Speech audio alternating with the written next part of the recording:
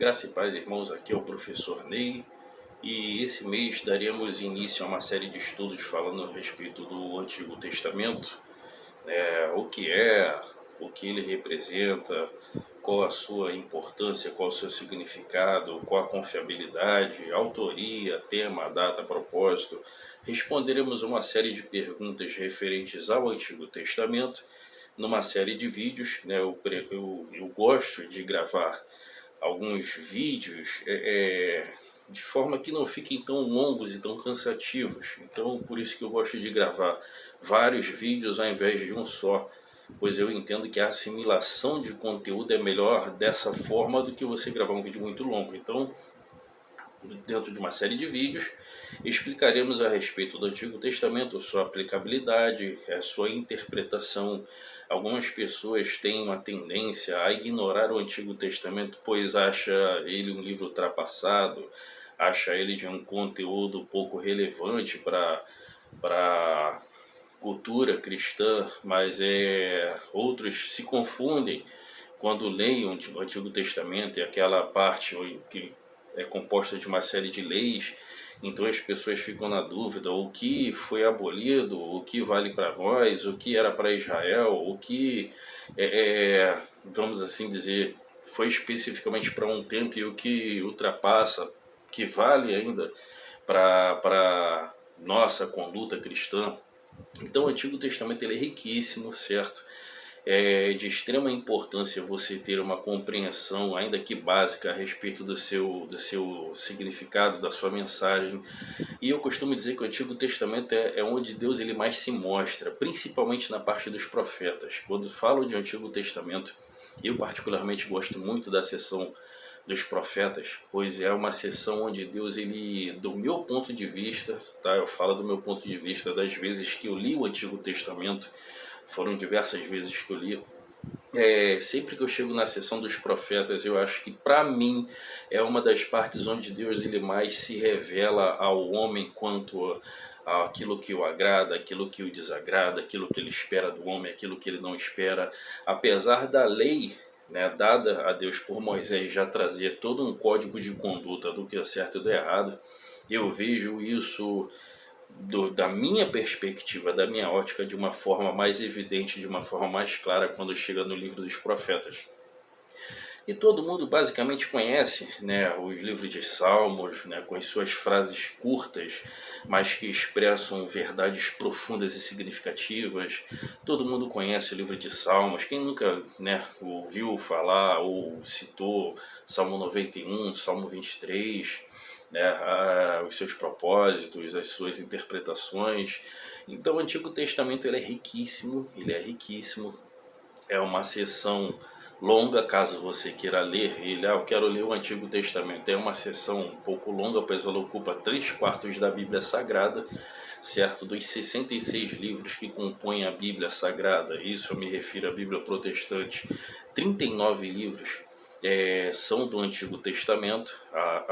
É importante você ter em mente também essas divisões, que o Antigo Testamento ele é dividido em formas diferentes. O Antigo Testamento ele é considerado a literatura cristã, tanto para cristãos quanto também para judeus, sendo que com divisões de nomes diferentes. O que nós chamamos de Antigo Testamento, e que nas Bíblias mais antigas, algumas vinham escrito Velho Testamento, os judeus chamam de Tanar, ou alguns pronunciam Tanakh.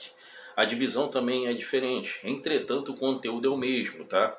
O conteúdo que nós nos referimos ao Antigo Testamento para nós e para o judeu é o mesmo conteúdo, somente com divisões diferentes. Nós dividimos em 4 partes, as quais são a parte chamada Pentateuco.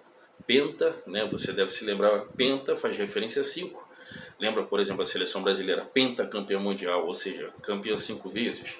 Então a palavra penta faz referência a 5, ou seja, os 5 primeiros livros da Bíblia, que têm características, né, de legislações, vamos assim dizer, de ensino, de instrução, né, que Gênesis, Êxodo, Levítico, Números, Deuteronômio, ela está enquadrada dentro dessa divisão a qual nós chamamos de Pentateuco.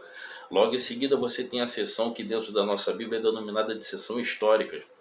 é onde começa ali os livros de Josué, Juízes, Ruth, 1 Samuel, 2 Samuel, né, 1 Reis, 2 Reis, os livros de crônicas, né? Então é a seção histórica, dividida dessa forma dentro da nossa Bíblia. E aí depois você tem os livros poéticos, né, também chamados de sabedoria, sapiensais, de acordo com a Bíblia que você tiver aí, ela pode dar o nome de seção, né, os livros de sabedoria, os livros poéticos, né, as quais são os livros de Jó, Salmos, Provérbios, Eclesiastes, Cantares. E em seguida você tem os profetas, que dentro da nossa Bíblia é dividido entre profetas maiores, profetas menores, as quais são Isaías, Jeremias, Ezequiel, Lamentações também, que entra nessa parte né, os profetas de Daniel, né, que são as partes dos profetas, assim ditos, profetas maiores, devido à quantidade, devido ao conteúdo, né, devido ao conteúdo do livro serem conteúdos mais extensos, mais longos, devido também à abrangência de ministério desses profetas e outras características que fizeram a divisão se dar dessa forma. E aí você tem os profetas menores, né? Oséias, Joel, Amós, Obadias, Jonas, Miqueias, Naum, Abacuque, Sofonias, Ageu, Zacarias, Malaquias, uns mais conhecidos, outros nem tantos, mas todos eles tendo o seu papel importante, todos tendo a sua característica literária. Falaremos também sobre isso. É importante que quando você lê o Antigo Testamento, você tenha em mente que o Antigo Testamento ele emprega gêneros literários diferentes, tá? Então há sessões onde é profecia, há sessões onde é uma literatura de cunho poético, há partes do Antigo Testamento que são partes de lei, de legislações, e quando chega nessa sessão de legislações, você tem umas de cunho moral, você tem outras de cunho cívico, outras de características religiosas. Então é importante você ter em mente que cada uma delas tem uma aplicabilidade, cada uma delas tem as suas interpretações, certo? Falando assim, no primeiro momento, talvez você ache um pouco complicado, mas eu vou te mostrando devagarzinho que não é. Basta você ter um pouco de atenção e familiaridade com a Bíblia. É importante você de vez em quando pegar ali o Antigo Testamento, olhar o índice, quais são os livros.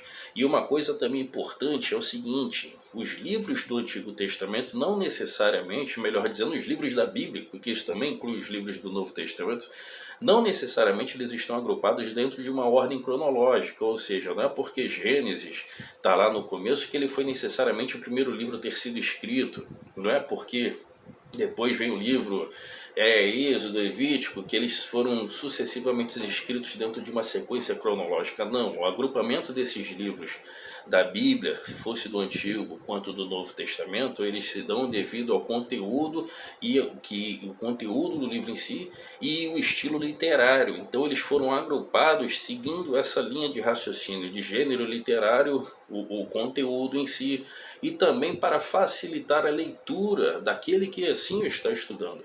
Essas divisões elas foram feitas posteriormente.